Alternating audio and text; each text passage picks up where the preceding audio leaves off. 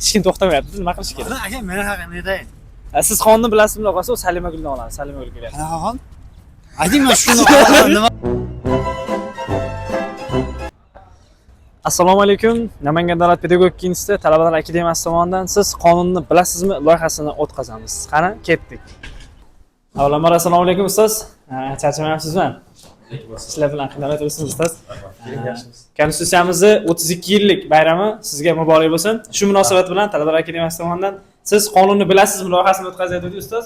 Shunga O'zbekiston Respublikasining konstitutsiyasidan qisqacha qaysidir moddadan parcha keltira olasizmi? Albatta.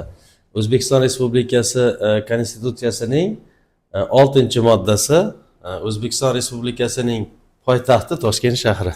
Ustoz, rahmat vaqtingizni ayirgansiz ustoz sizga. Rahmat. Charchamang. Ustoz, charchamang. Hop. Juda ham zo'r bo'ldi. Qisqacha ham ajoyib tilaklar bo'ldi.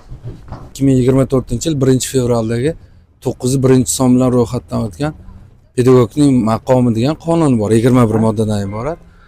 Shu O'zbekiston Respublikasida pedagoglarga qo'yilgan talablar, ularning huquqlari, majburiyatlari haqida biriktirilgan, shuni ko'rsatib o'tilgan.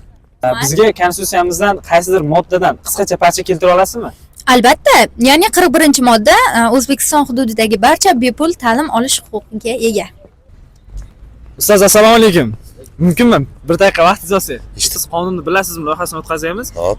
Buni qaraganda konstitutsiya shunday bir asosiy qonunimiz sifatida e'tirof etilyaptiki, bizga eng yoqqan, ma'qul bo'lgan qonun konstitutsiyamizning 52-moddasi. 52-moddasi. Parcha keltira olasizmi siz?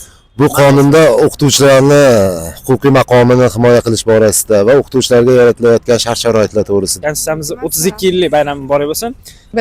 Har kim bilim olish huquqiga ega. 41-modda. Vaqtingizni ayirmagansiz uchun rahmat. Rahmat, charchamayapsizlar ham. Hop, beriladi ham qochishyapti. Hamma qochyapti, ko'raysizmi? Aylanib o'tib ketyapti hamma yerda. Nima qildim men hozir masalan? Birinchi qildimmi men birovga? Assalomu alaykum. Yaxshimisizlar? Charchamayapsizlarmi, Asadbek? O'zbekiston Respublikasining 1-moddasi O'zbekiston boshqaruvining respublika shakliga ega bo'lgan suveren, demokratik, huquqiy, ijtimoiy, dunyoviy davlat.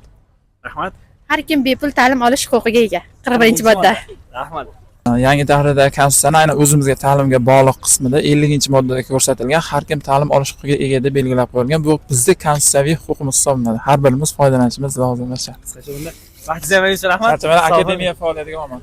Rahmat. O'zbekiston Respublikasi moddasidan 41-modda hamma o'z mulkiga ega bo'lish haqli deb aytib o'tilgan.